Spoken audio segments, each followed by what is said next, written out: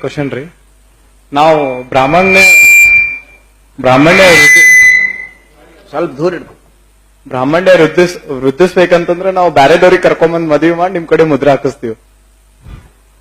ಬ್ರಾಹ್ಮಣ ಸಂಖ್ಯೆ ಜಾಸ್ತಿ. ಅದರಿಂದ ಬಹಳ ದೊಡ್ಡ ಮಟ್ಟದಲ್ಲಿ ಬ್ರಾಹ್ಮಣ್ಯದ ಹಾನಿ ಆಗ್ತದೆ. ಅಲ್ಲ, ಇದ್ದವರೆಲ್ಲರೂ ಬ್ರಾಹ್ಮಣರಿದ್ದವರು ಬ್ರಾಹ್ಮಣ್ಯವನ್ನು ಕಳ್ಕೊಂಡ್ಬಿಡ್ತಾರೆ. ಆದ್ದರಿಂದ ನಮ್ಮವರು ಬೇರೆ ಕಡೆಗೆ ಹೋಗಬಾರದು.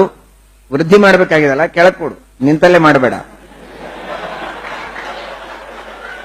ಬ್ರಾಹ್ಮಣ್ಯದ ವೃದ್ಧಿ ಆಗಬೇಕು ಅಂದ್ರೆ ಬೇರೆಯವರನ್ನ ಕರೆದುಕೊಂಡು ಬರಬೇಕು ಅಂತನ್ನುವುದು ನಾನು ಹೇಳುವ ಅಭಿಪ್ರಾಯ ಅಲ್ಲ.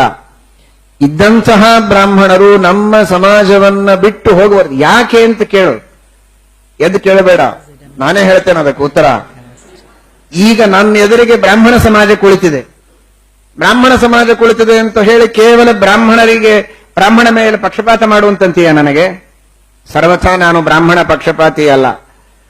ಬ್ರಾಹ್ಮಣ್ಯಕ್ಕೆ ಇರಬೇಕಾದ ಸ್ಥಾನಮಾನ ಗೌರವಗಳು ಶಾಸ್ತ್ರದಲ್ಲೇನಿದೆ ಅದು ಇರಬೇಕು.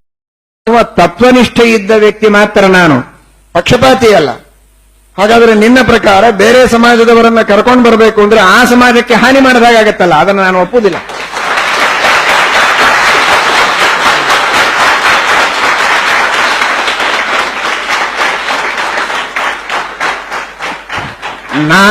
ನಾನು ಬಹಳ ದೊಡ್ಡ ಅಂತ ತಿಳ್ಕೋಬೇಡಿ. ಕೃಷ್ಣ ಒಪ್ಪೋದಿಲ್ಲ.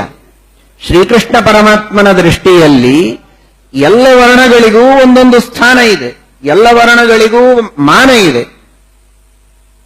ಆ ವರ್ಣದವರು, ಆ ಆಶ್ರಮದವರು ಮಾಡತಕ್ಕಂತಹ ಕರ್ತವ್ಯ ಕರ್ಮಗಳು ದೇಶದ ಹಿತಕ್ಕೆ, ಉನ್ನತಿಗೆ ಬೇಕು. ಅವರೆಲ್ಲರಿಗೂ ತಕ್ಕ ಗೌರವ ಸಿಗಲೇಬೇಕು. ಎಲ್ಲಾ ವರ್ಣಗಳು ಚೆನ್ನಾಗಿರಲಿ, ಕ್ಷತ್ರಿಯರು ಕ್ಷತ್ರಿಯರಾಗಿರಲಿ, ಗೌರವದಿಂದ ತಮ್ಮ ಧರ್ಮವನ್ನು ಪರಿಪಾಲನೆ ಮಾಡಲಿ, ಅವರಿಗೆ ನಾವು ಸಹಾಯ ಮಾಡೋಣ. ವೈಶ್ಯರು ಅವರ ಧರ್ಮವನ್ನು ಪರಿಪಾಲನೆ ಮಾಡಲಿ, ಶೂದ್ರರು ಮಾಡಲಿ, ಇನ್ನನೇಕ ವರ್ಗಗಳಿವೆ. ಅವರವರು ಅವರವ ಧರ್ಮವನ್ನು ಚೆನ್ನಾಗಿ ಪರಿಪಾಲನೆ ಮಾಡಲಿ. ನಾವು ನಮ್ಮ ಧರ್ಮವನ್ನು ಪರಿಪಾಲನೆ ಮಾಡೋಣ. ನಮ್ಮದನ್ನ ನಾವು ಕಳೆದುಕೊಳ್ಳುವುದು ಬೇಡ. ಅವರು ಅವರದನ್ನ ಕಳೆದುಕೊಳ್ಳದೆ ಇದ್ದಂತೆ, ಅವರ ವರ್ಗಕ್ಕೂ ಹಾನಿಯಾಗದಂತೆ ನಾವೇ ಕಾಳಜಿ ವಹಿಸೋಣ. ಅವರು ನಮ್ಮವರಲ್ವಾ, ನಾವೇ ಕಾಳಜಿ ವಹಿಸೋಣ.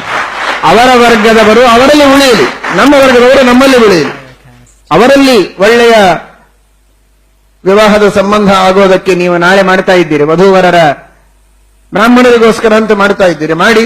ಮತ್ತೊಂದು ಸಲ ಕ್ಷತ್ರಿಯರಿಗಾಗಿ ಮಾಡಿ, ವೈಶ್ಯರಿಗಾಗಿ ಮಾಡಿ, ಶೂದ್ರರಿಗಾಗಿ ಮಾಡಿ. ಯಾಕೆ ನಿಮಗಾಗಿ ಮಾತ್ರ? ನೀವೇನು ಮೇಲಿನಿಂದ ಇಳಿದು ಬಂದೀರಾ? ಎಲ್ಲರಿಗಾಗಿಯೂ ಮಾಡಿ.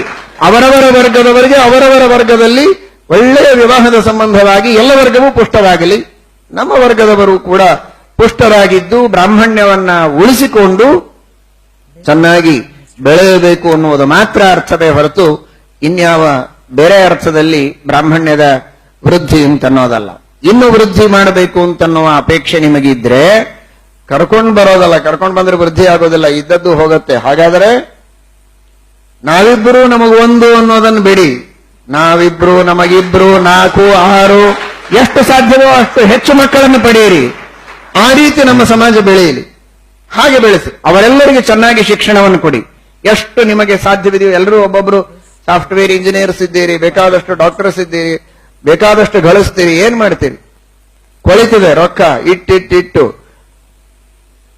ಹೆಚ್ಚು ಮಕ್ಕಳಿದ್ರೆ ಖರ್ಚಾಗ್ತದೆ. ಅಷ್ಟು ರೊಕ್ಕ ತಗೊಂಡು ಮಾಡೋದೇನು?